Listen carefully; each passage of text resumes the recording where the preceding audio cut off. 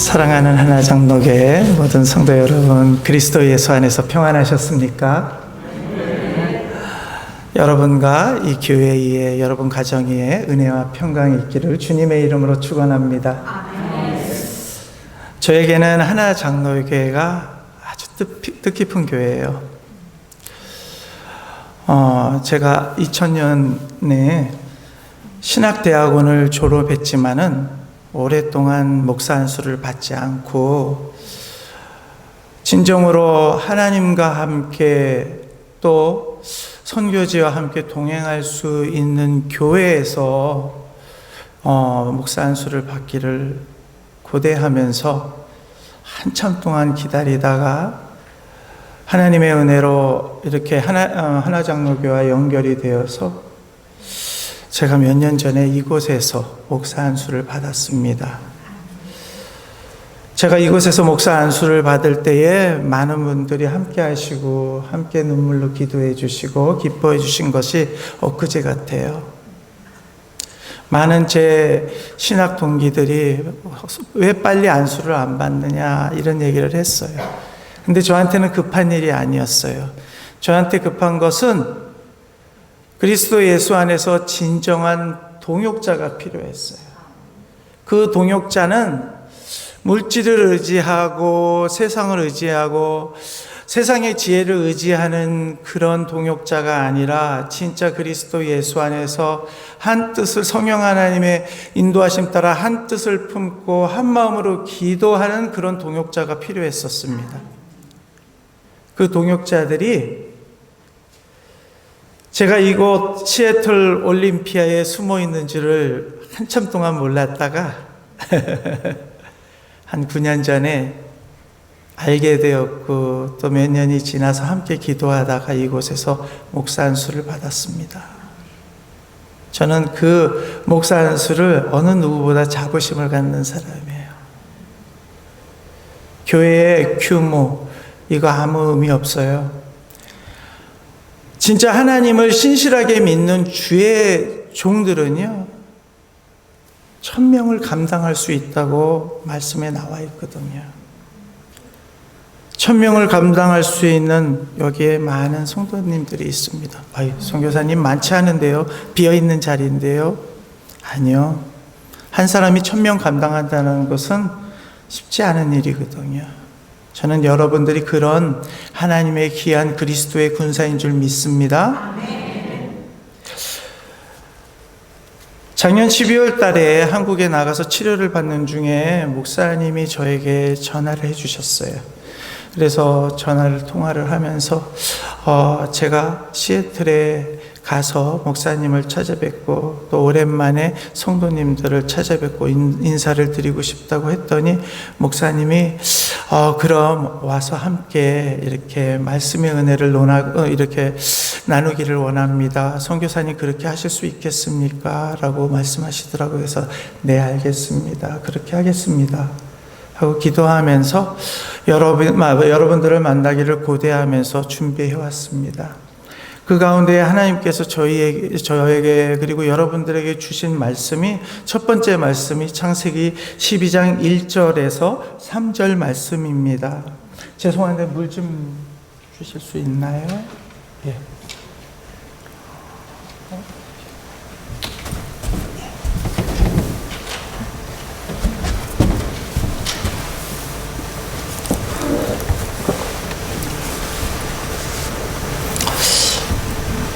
창세기 12장 1절에서 3절 말씀은 우리가 잘 아는 말씀이에요.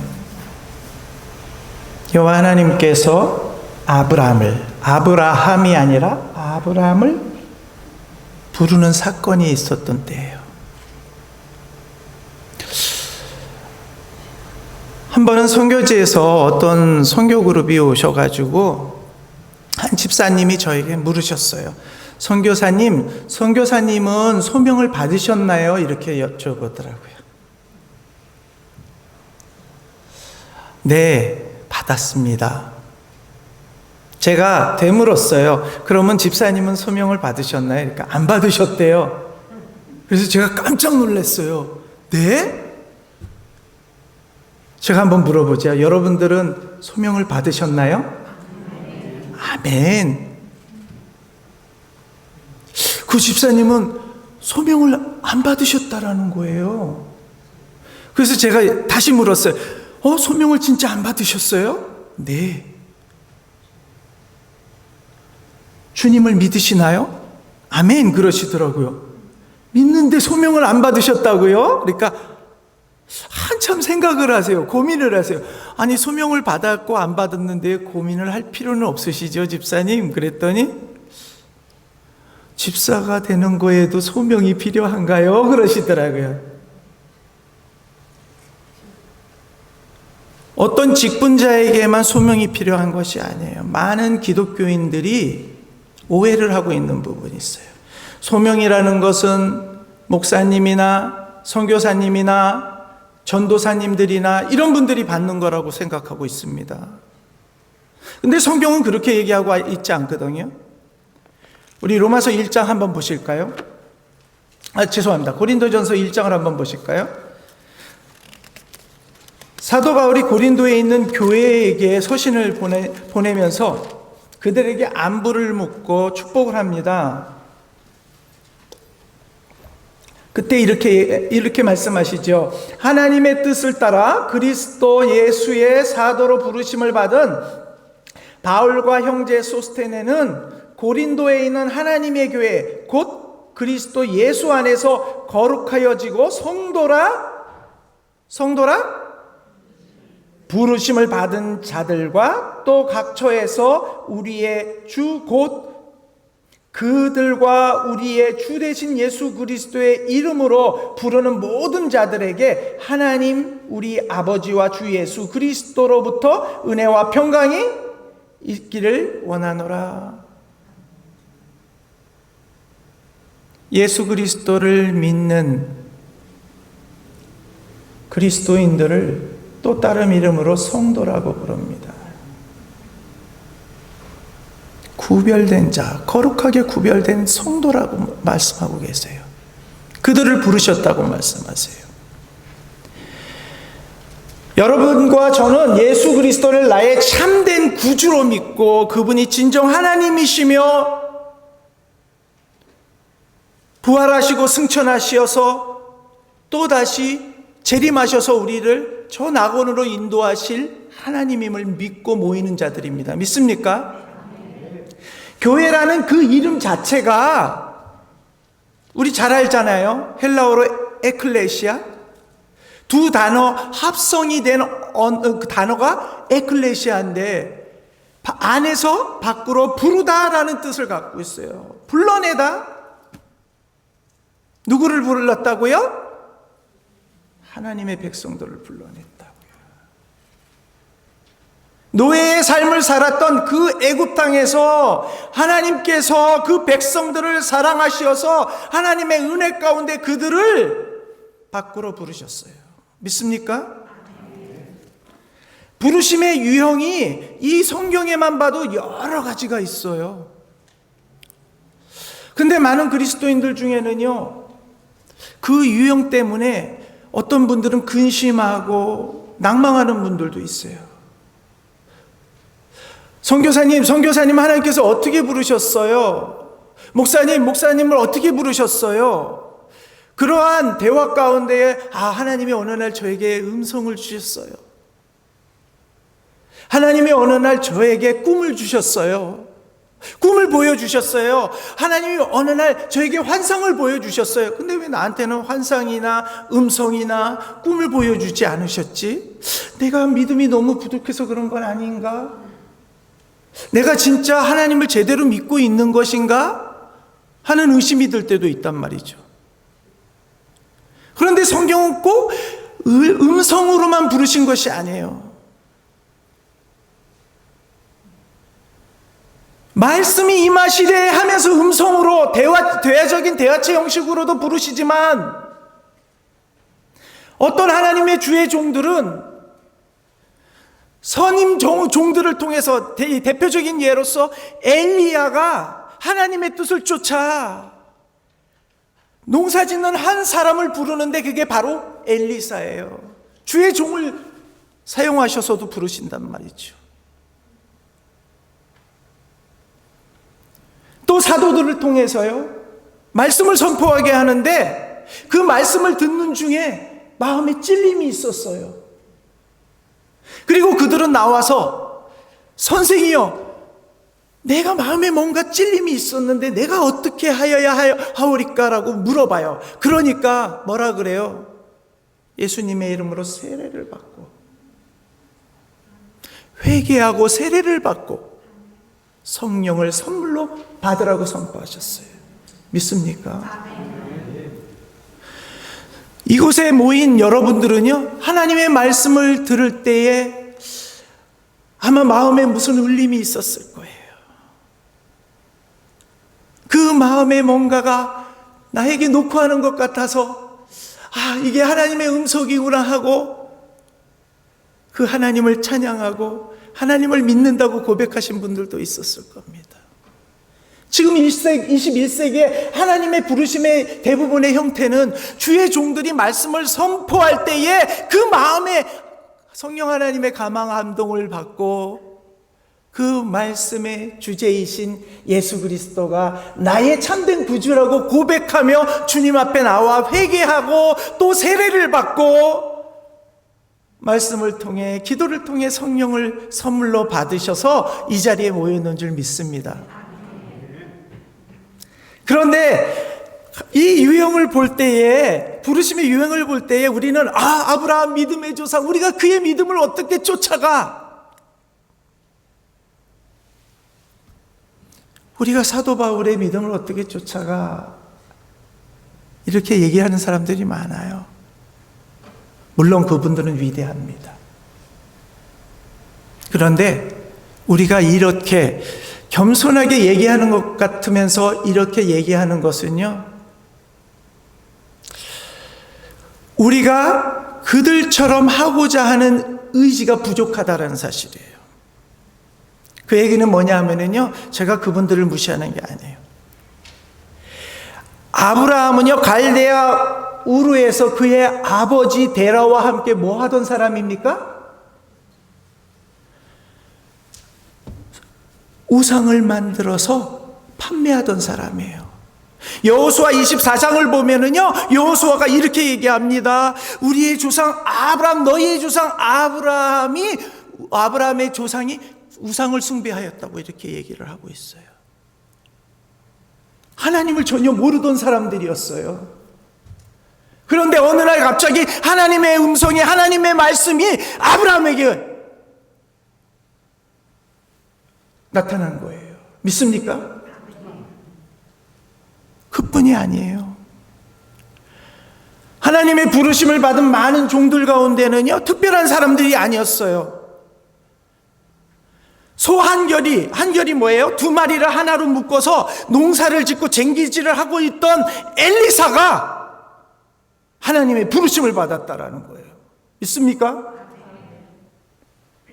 여러분들이 아는 아모스 선지자도 양을 치던 목자였어요. 그리고 무화과 밭에서 일하던 과수직이었어요. 예수님께서 친히 근본 하나님이면서도 종의 형상을 입고 이 땅에 오시어서 그분이 지역마다 다니시면서 제자들을 부르기 시작하십니다. 그 제자들이 어떤 직업에 소유하던 사람들입니까? 어부나 세리였단 말이에요. 특별한 사람들이 아니었어요. 그뿐입니까? 예수 그리스도를 핍박하던 자, 예수 그리스도를 나의 참된 구주로 믿고 모이는 그 교회를 핍박하던 사울이라는 그 한 사람을 다메섹 가까이에서 우리 주 예수 그리스도께서 부르십니다. 스데반 집사를 붙잡고 그 처형장에 함께 그 처형을 감당했던 그 사람을 우리 주님이 부르셨어요. 그는 이렇게 고백합니다. 나의 나됨은 하나님의 은혜라. 이런 것들을 종합하여 바라볼 때요, 아브라함 아브라함도 그랬고 어떤 주의 종, 부르심을 받은 주의 종들도 다 하나님의 은혜로 주의 종의 자리에 쓴 겁니다. 오늘 여기 목사님도 그렇고 저도 그렇고 장로님도 그렇고 여러분 모두 다 하나님의 은혜로 이곳에 모여 있는 줄 믿으시기 바랍니다. 그런데 내가 어떻게 아브라함처럼 살 수 있어? 어떻게 사도 바울처럼 살 수 있어? 이거는 하나의 구실이에요. 빠져나가려고 하는 구실이에요. 제가 왜 이렇게 말씀드리는 건 줄 아십니까? 여러분들을 절대 질책하려고 말씀드리는 게 아니에요. 여러분들이 어떤 존재인 줄 아십니까? 우리 시편 보시겠습니다. 시편 49편.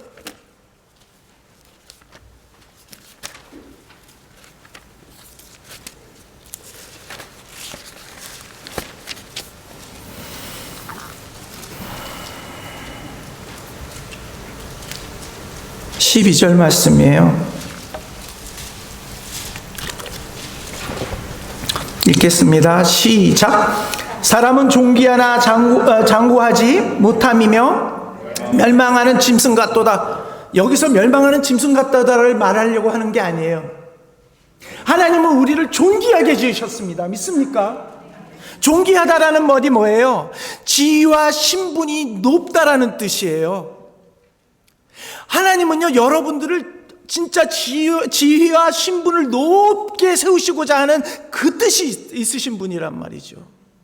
그런데 장구하지 못하다라는 것은, 장구라는 말은 길고 오랜이라는 뜻이 있어요. 무엇을 얘기하는 거예요? 생명의 연장선을 얘기하는 거겠죠.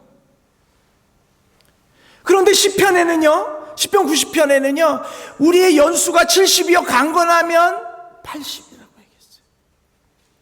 다시 말하면 보편적으로 70에서 80이라는 사실이죠. 그러나 그 연수가 다 수고와 고통이라고 말씀하셔요.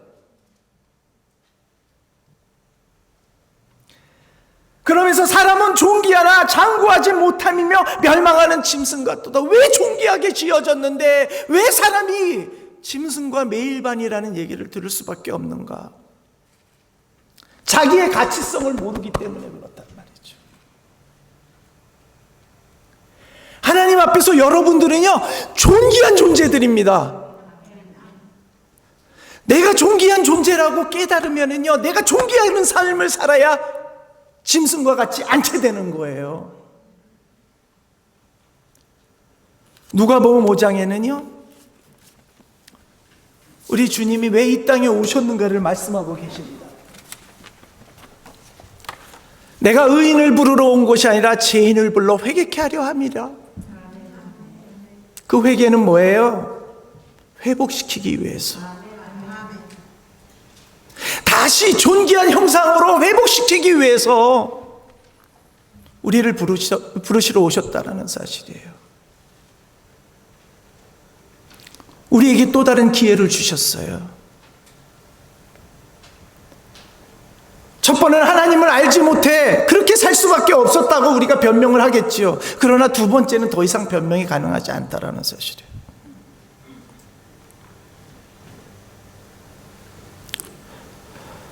여러분들 팬데믹으로 너무 고생 많지요.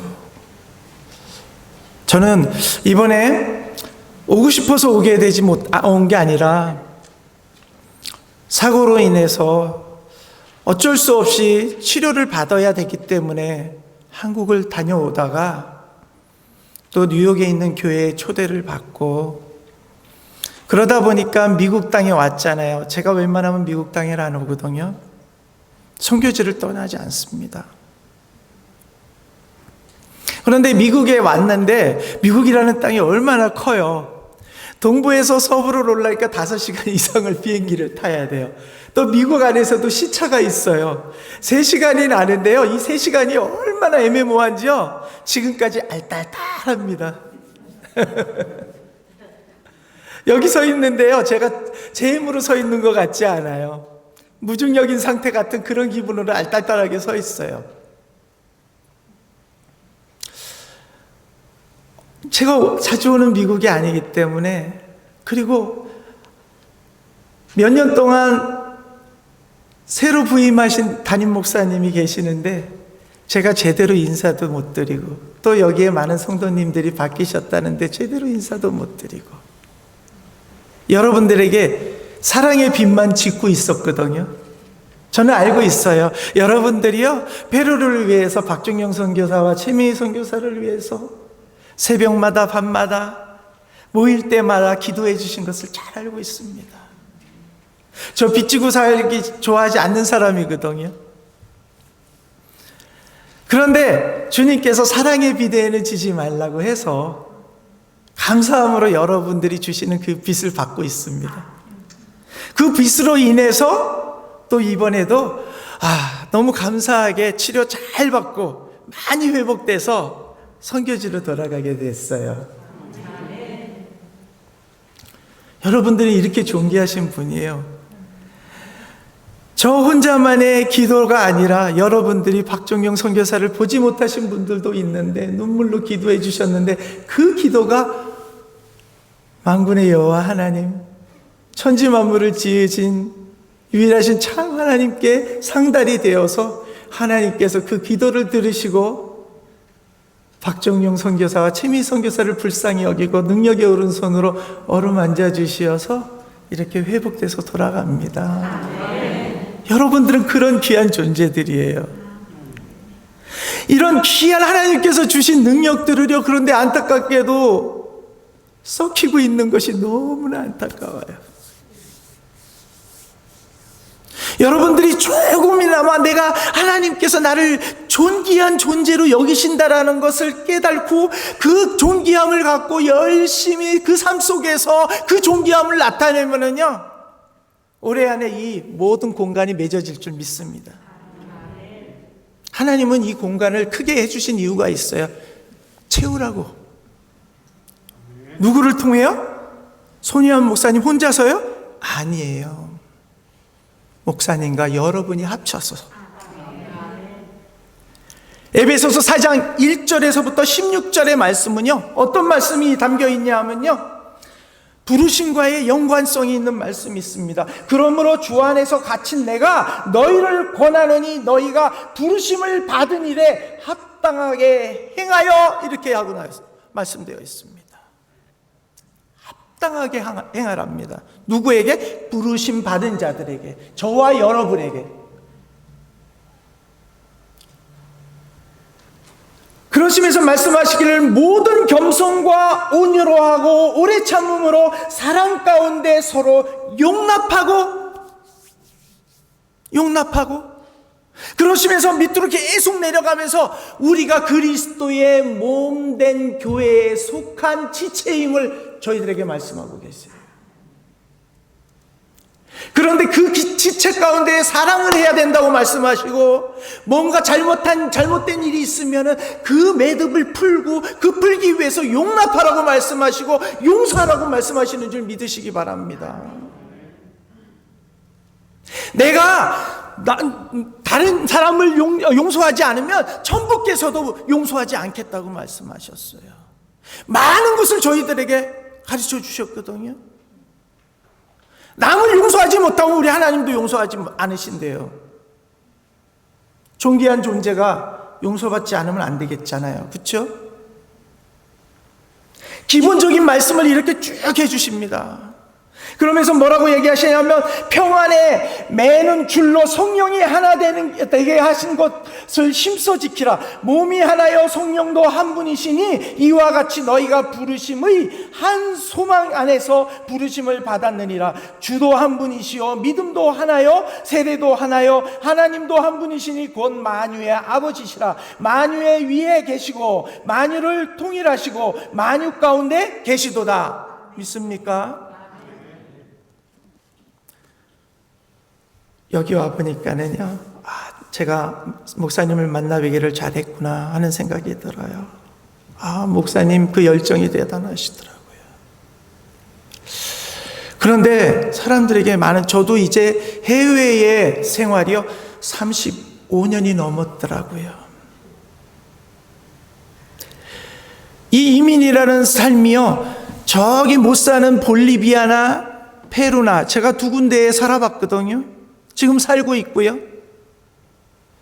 그곳에 있는 이민교회들, 한인교회들도 보고, 제가 미국에 와서 미국 한인교회도 보고, 캐나다 한인교회 얘기도 듣고, 그 옆에 브라질 한인교회 얘기들도 들으면은요, 다 하나님 말씀과 상관없는 잘못된 풍습들을 갖고 있어요. 거기에 한 가지 잘못된 것 중에 하나만 제가 여러분들에게 사도 바울의 심정으로 권하기를 소망합니다. 이민교회의 특성상이라는 말을 해요. 이거 아주 위험한 얘기예요. 천국에는 이민자들이 따로 가는 천국이 없습니다. 믿습니까? 한국에 있는 교회나 예루살렘에 있는 교회나 저 북한 땅의 지하교회나 그들의 기준은요, 하나님의 말씀이에요. 미국 교회의 그 폼이 다르고 남미 교회의 폼이 다르고 한국 교회의 폼이 다른 게 아니에요. 그 모든 교회의 기준은 말씀이 육신이 되어 오신 예수 그리스도의 가르침심임을 믿으시기 바랍니다. 여러분, 이 부르심은요, 어디에서부터 시작되냐면 들음에서부터 시작돼요. 로마서 10장 17절에 뭐라고 나와 있습니까? 믿음은 들음에서요, 들음은 하나님의 말씀으로 말미암느니라, 이렇게 나와 있어요. 우리 성경책에는 그리스도의 말씀이라고 나와 있는데 헬라어로 읽어보면은요, 하나님의 말씀이라고 나와 있어요. 그런데 주님의 말씀, 예수님의 말씀이라고 해도 틀린 오역은 아니에요. 왜? 예수님은 로고스셨으니까는요. 믿습니까? 여러분들에게 왜 목사님이 모입시다, 말씀 배웁시다, 말씀 읽읍시다 괴롭히려고 하는 거 아니에요. 제가 오늘 여기 강대상에 쓴 것은 목사님 띄워드리고 목사님 대변하려고 온 게 아니에요. 너무 안타까운 거예요. 부흥할 수 있는데, 하나님이 좋은 조건을 주셨는데 팬데믹이라고 다 숨어 들어가고 지금 카타콤 시대에 살고 있지 않거든요. 저희 페루 땅에요, 거기도 만만치 않았어요. 인구에 비례해서 미국보다 더 큰 태풍을 맞았었습니다. 저희의 첫 번째 사역지인 리마 그 빌라엘살바돌 교회 근처에는요, 공터가 있었는데 이 팬데믹으로 인해서, 코로나로 인해서 사람이 죽어져 나가니까 공동묘지가 모자라서요, 그 빈터를 갖다가 포크레인이 와서 쉽게 파놓고 시신들을요 그냥 거기에다가 그냥 무슨 돼지 전염병 걸려서 돼지 매장하듯이 사람들을 그렇게 안에다 집어 던지고 위에다 횟가루를 치르고 흙을 덮어버리지 않나 하면은 또 다른 지역에다가는요 그 시신을 쌓아놓고 휘발유 뿌리고 불 지르고 그렇게 매장을 해버렸어요. 일명 청정지역이라고 말하던 아우카야쿠마저도요, 이 도심지에서 사람들이 몰려 들어오는데 피난을 들어오는데 그 팬데믹 가운데에 계엄령을 선포했어요. 군인들이 사람들이 못 움직이게 하기 위해서 큰 소총에다가 대검까지 꽂고 군인들이 돌아다녔습니다. 얼마나 살벌했는지 몰라요. 그런데 감사하게도 하나님께서요, 아우카야쿠 지역에 저를 코로나 대책위원 중에 한 사람으로 뽑아주셨어요. 그래서 저는 24시간 통행하는 그 자격을 받았었습니다. 그래서 함께 회의를 참석해서 사람들이 이쪽으로 들어오고 있는데 여기에 가족들이 있는 사람들이 들어오려고 한다. 그러면 어떻게 대책을 세워야겠는가 해서 저는 한국의 매뉴얼처럼 유튜브를 열심히 찾아보고 기사를 찾아보면서 그거를 가르쳐 드렸어요. 한 몇 킬로 전에 학교가 있는데 지금 수업을 안 하니까 거기다가 매트리스 놓고 우선 자가격리를 2주 동안 하고 들어오게 하자 했는데, 그렇게 하자고 약속들을 다 해놓고요, 누가 약속을 어기냐면 거기 시장의 가족들이 의사 선생님의 가족들이 다 약속을 어기고서는요, 마구 자기네 가족만 몰래 들어오게 했는데 그 가족들이요, 감염이 돼서 들어와가지고요, 조용했던 아웃가야쿠 지역이요, 완전히 쑥대밭이 되어버려요.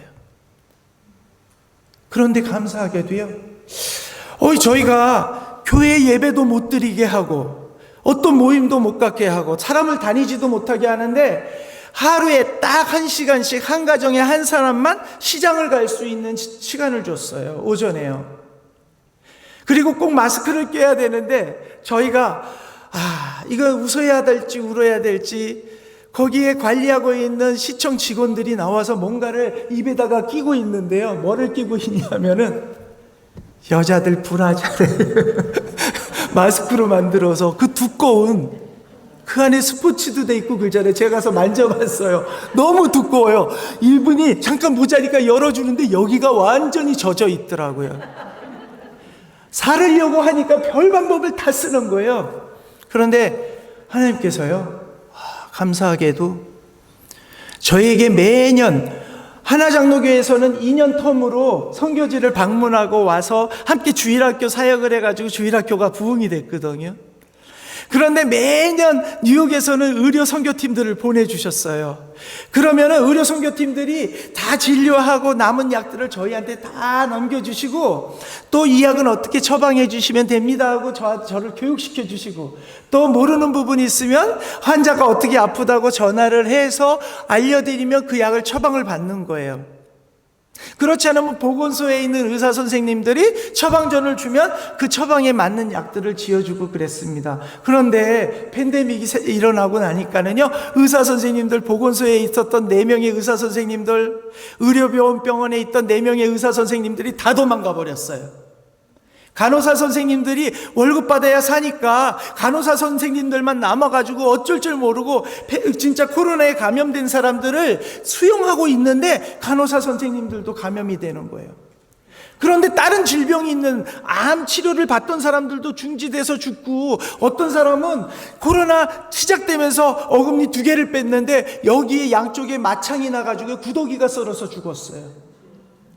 근데 가만히 볼 수가 없는 거예요. 주의 종으로서 기도하면서, 하나님, 저희가 무슨 일을 하였으면 좋겠습니까 하는데 하나님께서 저희에게 약을 주신 것을 기억나게 해주시더라고요. 저희가 지금 선교하고 있는 곳은 열대지방 정글이거든요. 근데 나가서 다니면서 어떤 사람이 감염됐는지 모르기 때문에 나아가서 약을 줄 때도 저희들도 보호장구가 필요했어요. 근데 보호장구가 있어요? 그러니까 그 초창기에는 없으니까 우비를 입었어요.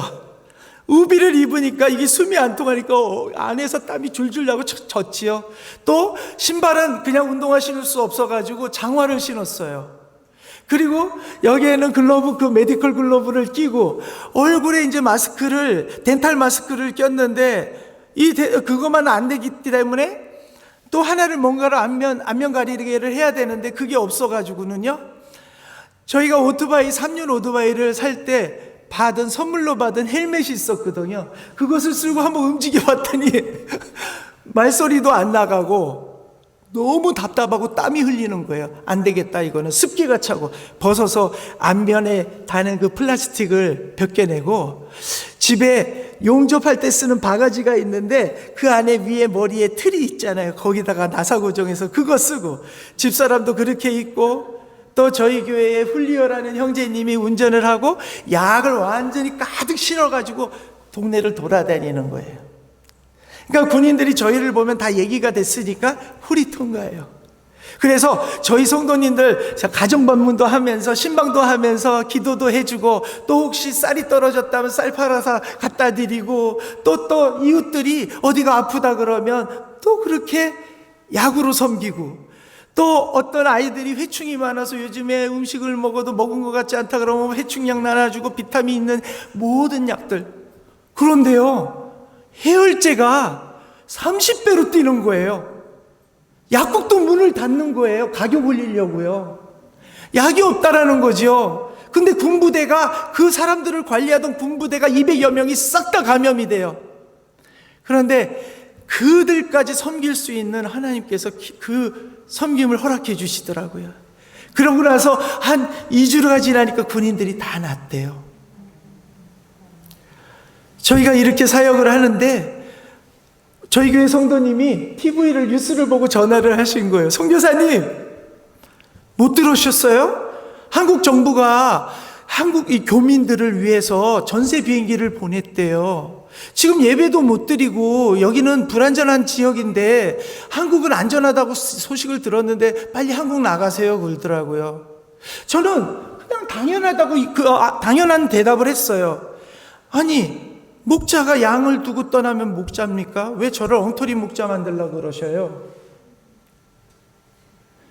목사가 교회를 버리고 떠나면 목사입니까? 라고 얘기를 했더니 이분들이 이거를 너무 감동을 받고 들으신 거예요. 저는 그냥 당연한 얘기로 했는데, 그랬더니 그분들이 하시는 얘기가, 선교사님 지금 하는 사역에 저희도 같이 따라다니면 안 될까요?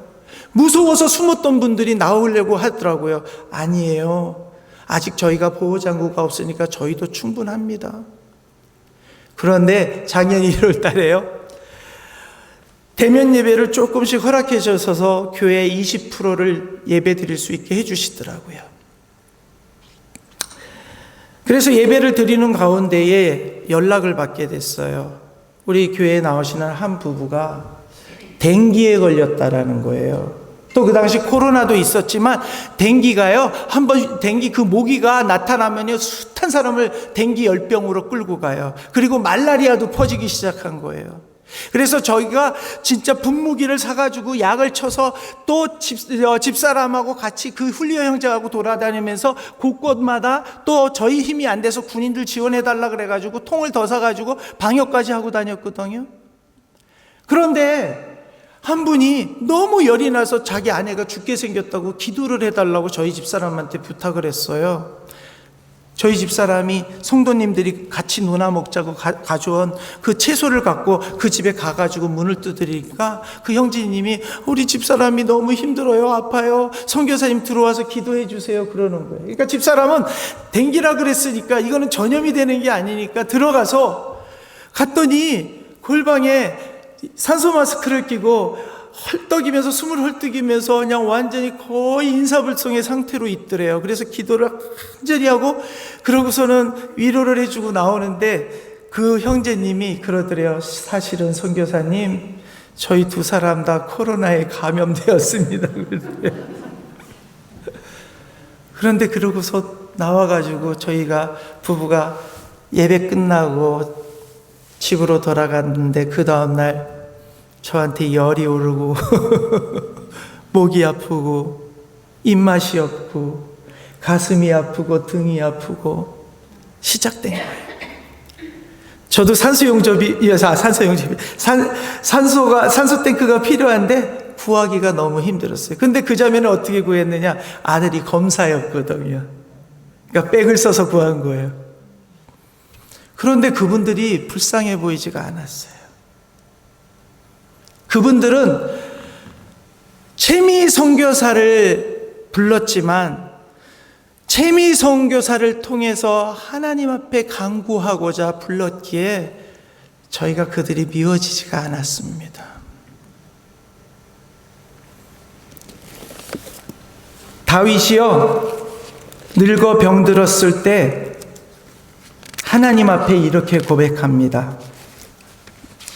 시편 39편 7절에 주여 이제 내가 무엇을 바라리요? 나의 소망은 주께 있나이다. 나의 소망은 주께 있나이다. 진짜 저와 여러분이 부르심을 받았다면 이러한 다윗의 고백이 꼭 늙어서 질병에 걸려서 하나님 앞에 구하는 고백이 아니라, 기도하는 고백이 아니라 지금 이 시점에 드려야 할 고백인 줄 믿습니다. 숨지 마세요. 숨는다고 올 곳이 안 오는 거 아니고요. 나온다고 해서 위험한 것들이 더 빨리 다가오는 것들이 아니더라고요. 우리는 대적 마귀와 맞서서 싸워야 할 주의 근사들입니다. 대적 마귀뿐만이 아니라 이 세상에 존재하는 질병들도 예수님의 이름으로 물리쳐야 할 하나님의 존귀한 그리스도의 군사인 줄 믿으시기 바랍니다. 이렇게 시련이 다가올수록 우리는 이 교회에 모여서 함께 합심하는 마음으로 기도할 때인 줄 믿으시기 바랍니다. 이때 기도하면 언제 기도해요? 팬데믹 아닐 때도 그랬잖아요. 팬데믹이니까 더더욱 기도해야죠. 목사님은 뭐 그 기운이 돌아나서 진짜 뭐가 항상 시간이 한가해서 여러분들에게 새벽 기도합시다, 말씀 공부합시다, 그러는 거 아니에요. 부르심에 합당한 삶을 살아 하나님 앞에 귀한 존귀한 하나님의 사람으로 형성되게 하기 위해서 주의 종들은 오늘도 어제도 새벽 제단을 쌓으며 여러분 한 사람 한 사람 이름을 부르면서 하나님 앞에 간구한 것을 기억하는 여러분 되시기를 주님의 이름으로 소망합니다. 제가 서두에 뭐라고 말씀드렸죠? 선교사들만, 목사들만 소명을 받은 것이 아니라 성도라 일컬음 만든 저와 여러분 모두가 하나님의 부르심을 받았다고 말씀하셨지요? 우리를 하나의 끈으로 묶어주는 성령 하나님도 하나라는 거 성경이 말씀하고 계시지요? 그런데 하나가 되기 위해서 교회에 부르심을 받은 자들을 바로 세기 위해서 하나님께서 교회에 조직을 세워주셔요.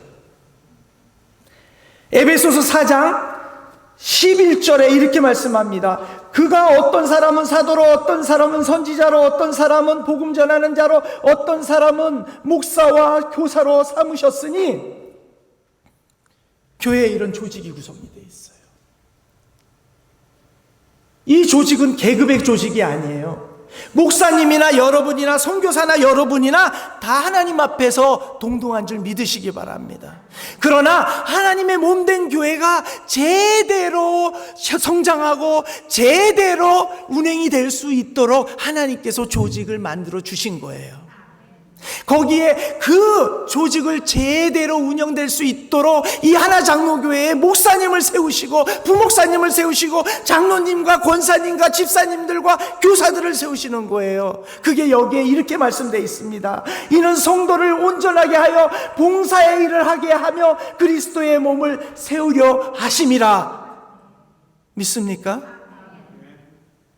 부르시기만 한 게 아니에요.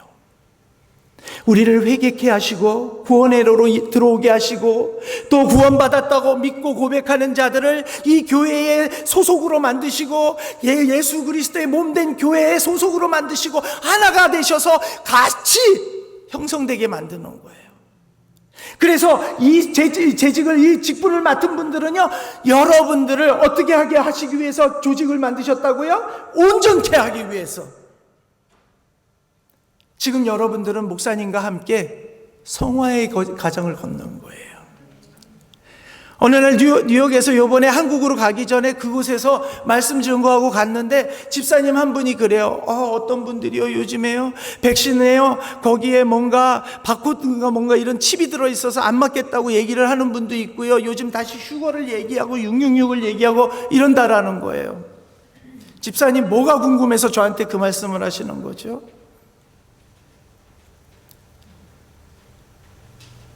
옛날에 다미성교회라는 이단이 어떻게 했어요? 예수님 오신다고 날짜 뽑아놓고 뽑은 그 날짜가 다가오니까 소복을 입고 서울역에 모여서 막 자기들 딴에는 찬양하고 기도한다고 손들고 막 울며 불며 했잖아요. 근데 성경은 그렇게 나와 있지 않아요. 주님 오시는 그날에 밭에서 두 사람이 일을 하는데 한 사람은 올림을 방하고 한 사람은 그대로 남는다고 얘기하셨어요. 그 얘기는 뭐냐 하면 주님 마지막 오시는 그날에도요 우리는 평범하게 사는 거예요. 그러나 그리스도인들은 존귀한 삶을 살아야 되고 부르심에 합당한 삶을 살고 있어야 되는 거예요. 그래서 제가 이렇게 드렸어요. 뭐가 궁금하세요? 궁금할 거 하나 없습니다. 괜히 혼동만 주는 그런 얘기들 듣지 마시고요. 우리 진정한 그리스도인들은 오늘 하루의 일에 충성을 다하면 주님이 오늘 오시던 내일 오시던 우리는 천국을 보장받을 수 있습니다라고 얘기했어요. 여러분, 오늘을 위해 사는 여러분이 되시기를 주님의 이름으로 축원합니다. 이 시간을 위해서 사시는 여러분이 되시기를 주님의 이름으로 축원합니다.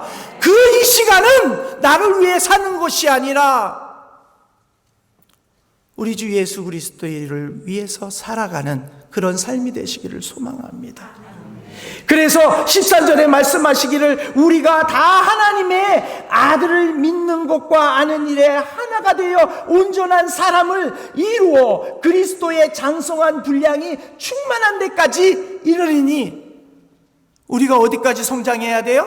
아브라함만큼이요? 사도 바울만큼이요? 성경은 그렇게 얘기하고 있지 않아요. 예수 그리스도의 성장한 분량에까지 이르러야 된단 말이에요. 저희 아들이요, 운동을 꽤 좋아해요. 중학교 때, 고등학교 때요, 엄마가 그래도 열심히 아침에 새벽에 일어나서 점심을 싸서 이렇게 보내면 딸들은 점심을 맛있게 먹고 또 수업을 준비하는데, 저희 그 점심시간이 25분밖에 안 된대요, 그 학교는요. 그러니까 친구들이 바깥에 나가서 축구를 하고 싶어가지고 밥도 안 먹고 나가서 축구를 하고 항상 점심 도시락을 그대로 갖고 오는 거예요. 먹어야 할 때 제대로 안 먹으니까 어떻게 돼요? 키가 안 커요. 저보다 0.5cm가 작아요.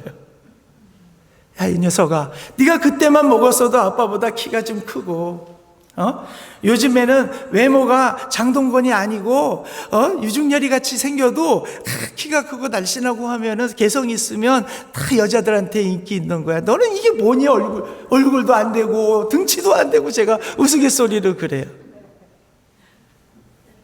성장을 할 때는요, 성장할 그 시기에 잘 먹어야 하는 거예요. 우리는 뭘 먹어야 됩니까? 하나님의 말씀을 먹어야 돼요. 하나교회에 왜 한유한 목사님이 존재해요? 여러분들에게 영양식을 주시기 위해서 존재해요. 제가 우리 교회 성도님들한테 그래요. 1년에 일독하기, 읽다가 모르는 거는 노트에다가 적어놨다가 예배 시간 오기 전에 일찍 오셔서 저한테 물어보십시오 그래요. 그렇지 않으면 전화로 하셔. 선교사님 쉬실 텐데 어떻게 저녁에. 제가 이렇게 얘기하죠. 여러분들에겐 특권이 있습니다. 하나님의 말씀을 읽다가 막히는 데가 있으면 새벽이라도 주의 종에게 전화하세요. 그 괴롭힘은 축복이에요. 왜요? 내가 하나님께로부터 존귀하게 여김받는 우리가 예수 그리스도의 성장한 분량에까지 이르러야 하기 때문입니다. 믿습니까? 그런데 말씀 먹기 싫어하고 기도하기 싫어하고 모이기 싫어하면 언제 성장할 수 있어요? 성장할 수 없는 거예요. 우리가 하나님의 말씀을 알아야 하나님의 뜻을 알고 하나님의 뜻을 알아야 아브라함처럼 믿음의 선진들도 되는 거고 사도 바울처럼 충성된 종도 될 수 있는 거 아니겠어요? 여러분, 주님 그냥 아무 일 안 하다가 주님 오시는 날 주님 만나고 싶습니까? 아니잖아요. 열심히 일하고 주님 만나야 그래도 나의 충성된 종들이여 할 때 우리가 해야 할 고백은 뭡니까? 주님, 저는 무익한 종이로소이다 라고 주님 앞에 겸손히 조아려야 할 판인데도 아무 일 안 하고 팬데믹 이래서 안 되고 내가 무슨 일을 해야 되니까 안 되고. 여러분, 진정으로 부르심 받은 자들은요, 우선순위도 하나님이에요. 두 번째도 하나님이고 세 번째도 하나님이에요. 하나님 때문에 여러분들이요 지금 직장에도 다녀야 되는 거고 가정도 꾸려야 되는 거고 하나님 때문에 이 지역 사회에서 살아야 하는 건 줄 믿으시기 바랍니다. 목사님, 선교를 위해 많이 애를 쓰시려고 저하고 대화를 하면서 이런 말씀하셨어요. 선교사님 나가서, 선교사님들 나가서 고생하고 그곳에서 하는데 우리가 할 수 있는 것은 그래도 선교사님이 그곳에 교회를 세우는데 함께 아주 중요해요. 그러나 제가 여러분들에게 진짜 권면하고 싶은 것이 있어요. 이곳 미국이요, 선교지예요. 믿습니까? 이 미국이 세상 땅끝이에요. 예루살렘이면서 온 유대이면서 사마리아이면서 이 미국이요, 세상 땅끝이더라고요. 제가 뉴욕에 딱 가서 그 플러싱이라는 동네를 이렇게 한번 걷게 됐어요. 가족들하고요. 제가 너무 아파가지고 선교팀에 오시는 의사 선생님이, 선교사님 저희 클리닉에 오셔서 스테로이드 주사 한 대 맞으세요. 그러면 좀 한국 가시는데 도움이 될 겁니다 해가지고서 가가지고 주사를 맞고 하니까 개운해서 제가 그랬어요. 날씨도 오늘 춥지 않은데 걸어가자. 얼마 걸리지 않는데요. 시간을 체크 보니까 30분 걸으면 된대요. 야, 30분 걸어보자. 이제 걷는데요, 한 지역을 갔더니 여기는 장로교회 바로 옆에 불교가 있는데, 또 여기는 또 무슨 불교냐면 태국 불교가 있고 원불교가 있고 옆에는 신두교가 있고 옆에는 몰몬이 있고 안식교회가 있고 또 여기에는 남녀 호랭교가 다닥다닥 붙어 있더라고요. 야, 여기가 바로 세상 땅끝이구나. 저희 아이들에게 그랬어요. 기도해라. 여러분, 선교 전도는요, 예루살렘에서부터 시작되는 거예요. 여러분들에게 전도와 선교는요, 이 올림피아에서 시작되는 줄 믿으시기 바랍니다. 여러분들을 이곳에서 부르신 이유는요, 그리고 한국에서 부르셨더라도 이곳까지 인도해 주신 이유는, 디아스포라로 만들어 주신 이유는 이 올림피아를 살리라고 여러분들을 이곳까지 인도해 주셨는 줄 믿으시기 바랍니다. 여러분들은 보통 사람들이 아니에요. 하나님의 존귀한 백성이고 하나님의 존귀한 부름받은 종들인 줄 믿으시기 바랍니다. 그렇기 때문에 목사님과 함께, 두 분의 목사님과 함께 그리스도 예수 안에서 성령 하나님의 인도하심 따라 하나가 되어서 열심히 수고하고 땀 흘려야 될 줄 믿습니다. 제가 이럴 거예요. 선교사님, 이제 저희 요번에 선교 갈 겁니다. 그래서 제가 여쭤볼 거예요. 지금 올림피아 하나장로교회 지금 많이 부흥했나요? 그러면 그대로입니다. 그러면 제가 목사님한테 오시지 마세요 그럴 거예요.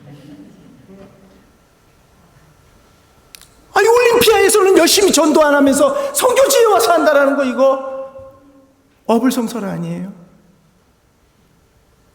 그렇다고 오시는 분이 잘못된다는 게 아니라 얼마나 귀한지 몰라요. 제가 한 분 한 분 지목할 수도 있지만 제가 성함을 안 드리겠어요. 어린아이들한테 섬기겠다고요, 색동종이들을 막 구입하고 해서 했는데 얼마 안 되니까, 더 구입이 안 되니까는요, 한양마트 무슨 마트에 가셔가지고 거기에서 그 전단지 있잖아요, 광고지, 그런 것도 모으셔가지고 그 색지하고 똑같은 사이즈로 얼마나 진짜 트어짐 없이 예쁘게 잘라가지고요, 와, 그거 들고 오시는 것도 진짜 귀한 선교예요. 들고 오셔서 애들하고 그걸 접기해가지고 개구리도 접고 학도 접고 같이 이 개구리 튕기는 놀이도 해주니까 아이들이 얼마나 행복해하고요. 항상 머릿속에 그 집사님이 남아있고, 또 한 집사님은요, 두 권사님하고 집사님은요, 계속해서 춤을 추는 것 같지 않아요? 무슨 요즘 좀 막 이렇게 춤을 추더라고요. 거기 와서 막 춤을 추는 거예요. 한 장비를 갖고. 그러더니 나중에는 어이구 팔이 아파요 그러면서도 아이들이 계속해서 풍선을 불어달라니까 계속해요. 집사님과 권사님 이 팀들이 와서 수고한 것이요, 열매로 나타납니다. 믿습니까? 저희는 대박을 쳤어요. 그런데 정작 올림피아 교회가 대박을 못 치면 박종경 선교사의 마음이 편안하겠습니까? 선교 오신 분들만 주의 종들이 아니에요. 여기 모임 여러분 모두가 존귀한 주의 종들인 줄 믿으시기 바랍니다. 목사님이 인간적인 거 시키면은 여러분들이 안 하려고 할 수도 있겠지요. 그러나 하나님의 말씀을 근거로 한 여러분들은 진짜 하나님의 백성이고 부르심 받은 자들이면 아멘으로 화답하고 순종해야 될 줄 믿습니다. 베드로전서 4장 한번 보실까요?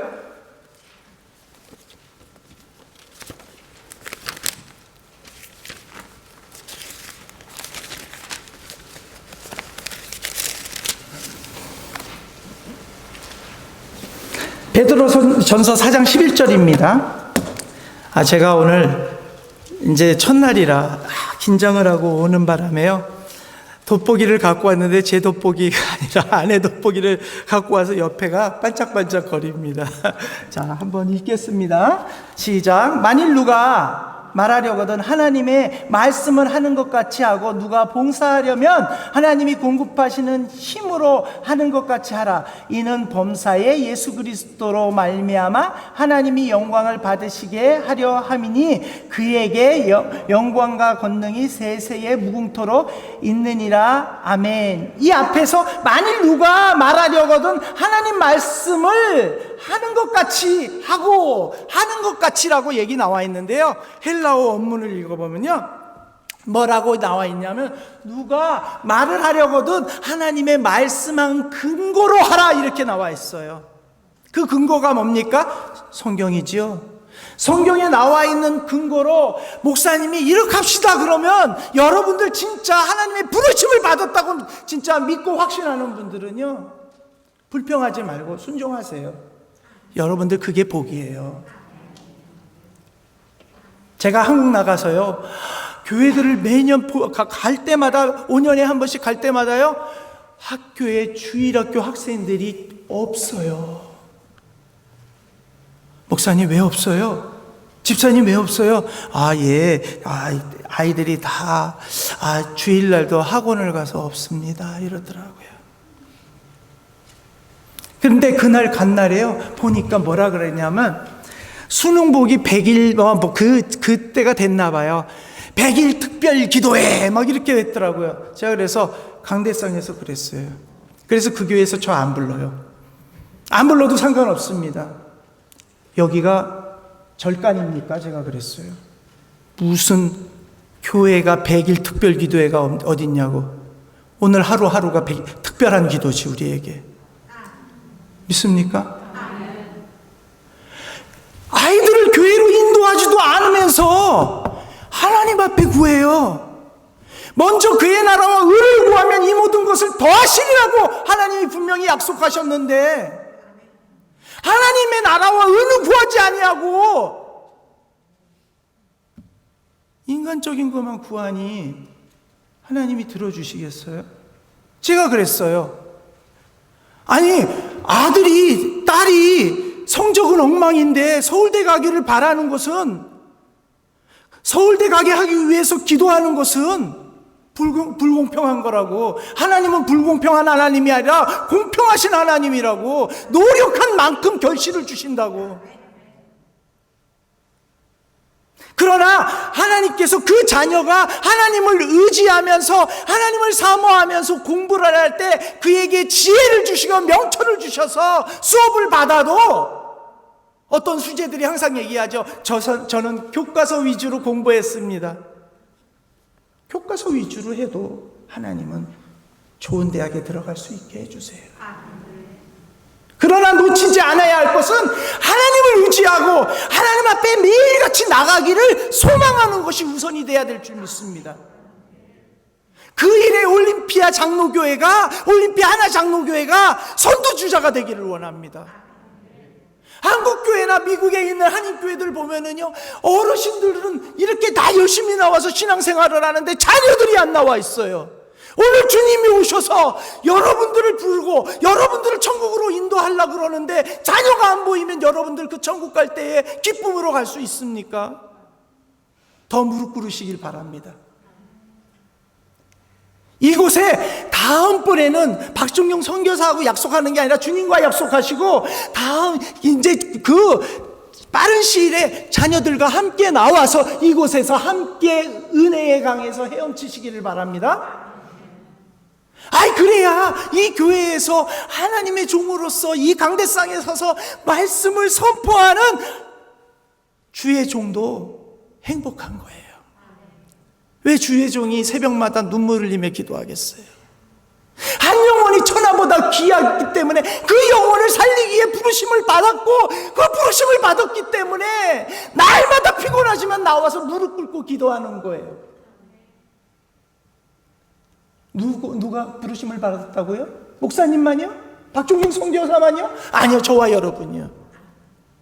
이 제단은 새벽부터 여러분과 목사님이 함께 무릎으로 눈물로 교회를 세워나가시기를 주님의 이름으로 소망합니다. 여러분 지금 다 아멘 하셨어요. 아멘 하신 분들은 지키셔야 될 줄 믿습니다. 너무 소중한 말이에요. 부르심을 받은 그 자체에서 멈추면 안 돼요. 부르셨으면 이제 완전히 회개라는 것은요, 하나님께로 돌아간 거예요. 이제 세상과 등을 지고 하나님께로 돌아갔어요. 하나님께 돌아간 것을 우리는 삶 속에서 보여야 되는 게 합당한 삶이라는 거예요. 그게 뭐냐? 이제 나는 세상은 간데없고 나는 오직 거룩한 주만 보이로라. 믿습니까? 그 주님이 인도하신 대로 따라가야 되는 거예요. 그게 바른 부르심입니다. 여러분 환상 안 봐도 돼요. 음성으로 안 들어도 돼요. 이곳에서 수요 저녁 예배 때, 금요 저녁 예배 때, 주일날 하나님의 말씀을 선포할 때에 여러분들이 사모함으로 받으시면은요, 그게 하나님의 말씀이 되는 줄 믿으시기 바랍니다. 그게 하나님의 음성이고 하나님의 날마다의 부르심인 줄 믿으시기 바랍니다. 부르심에 사모하시기를 주님의 이름으로 축원합니다. 소망합니다. 선교사로서 여러분들에게 간절하게 부탁드리는 거예요. 놓치지 마세요. 시험이 닥치면 하나님이 기뻐하라 그러셨어요. 세상 사람에게는 코로나 바이러스가 슬픔이겠지만 우리 기독교인들에게는 또 그렇다고 이게 동영상이 막 퍼지면 저 사람 기독교라는 사람이 이래, 이런 얘기 나올 거예요. 제가 그런 의미에서 얘기하는 게 아니에요. 이 코로나 때 교회가 할 일이 얼마나 많은데요. 제가 누구라고 얘기 안 해도 열심히 홈리스들 위해서 수고하시는 권사님 계시죠? 코로나인데도, 코로나 가운데에도 지금 계속 나가셔서 섬기시죠? 그런데 권사님 코로나로 지금 사경을 헤맨다는 얘기 들어보셨어요? 못 들어보셨죠? 지금 승리하고 계시기 때문에 그래요. 여러분도 함께 동참하세요. 이럴 때 기독교가 개독교라는 소리 듣지 말고, 이럴 때에 우리가 일어나서 예수 그리스도의 사랑을 갖고 세상으로 나가야 될 줄 믿습니다. 복음은요, 말과 지혜에 있지 아니하고 하나님의 능력에 있다고 말씀하셨는 줄 믿으시기 바랍니다. 그 능력은 예수 그리스도께서 십자가에 못 박혀 돌아가신 그 능력이고, 그 십자가의 능력이 우리 마음 한가운데 자리 잡고 있고, 그 내가 산 것이 아니요 내 안에 그리스도 예수가 살으셔서 이제는 내가 산 것이 아니요 나를 위해 십자가에 못 박혀 돌아가신 예수 그리스도를 위해 살아가는 삶을 살아갈 때에 우리가 진정으로 부름받은 자구나 라는 것을 우리가 깨달을 수 있고 세상 사람들이 알 수 있는 줄 믿으시기 바랍니다.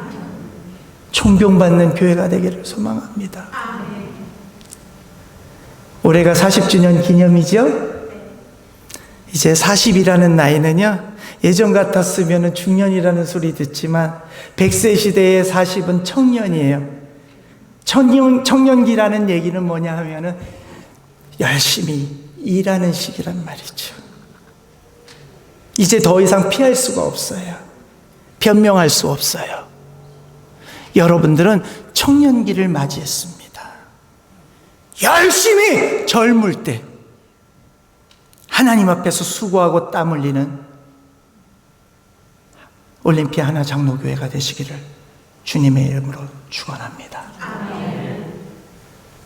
저도 열심히 돌아가서요, 부르심에 합당한 선교를 할게요. 그래서 여러분들에게요, 하나님께 영광 올리고 여러분께도 기쁜 소식 전하기를 소망합니다. 저도 이제 더 이상 핑계 댈 수 없어요. 여러분들의 기도를 통해서, 여러 주님의 종들의 섬김을 통해서 저희가 건강을 회복해서요, 다시 젊어졌거든요. 일하라고 하나님께서 회복시켜 줬는 줄 믿습니다. 그래서 저 열심히 할 거예요. 함께 노력하는 부르심에 합당한 저와 여러분 되시기를 주님의 이름으로 축원합니다. 기도하시겠습니다. 사랑과 은혜가 충만하신 참 좋으신 우리 하나님 아버지 감사합니다. 하나님께서 이곳 올림피아를 사랑하시어서 40년 전에 주님의 귀한 종 옥 목사님을 세우시고 또 후임 목사님을 세우시고 지금 이 시간 손유한 목사님과 한유한 목사님을 세워주셔서 또 이 하나교회를 통해서 이 올림피아의 어두움과 싸우게 하시고 이 교회를 빛과 소금으로 이끌어 가심을 감사드립니다. 사랑의 하나님, 오늘 이 저녁에 모인 이 주의 백성들이 모두가 하나님의 부르심을 받은 존귀한 하나님의 백성임을 믿사오니 주여 이들을 내버려 두지 마시옵고 이들을 다시 한번 회복시켜 주시고 세워주시어서 사랑의 하나님 아버지, 주님께서 능력 주신 자 안에서 모든 것을 능히 감당하고도 남는 하나님의 능력의 종들로 삼아 주시옵소서. 그래서 많은 영혼들을 살릴 수 있는 하나장로교회가 되게 하시고 조만간 아버지여 이 교회에 사랑의 하나님 진짜 발디딜 틈 없는 그런 공간이 될 수 있게 하여 주시고 이 장막을 크게 넓혀 주시옵소서. 감사하며 예수님의 이름으로 기도드리옵나이다. 아멘.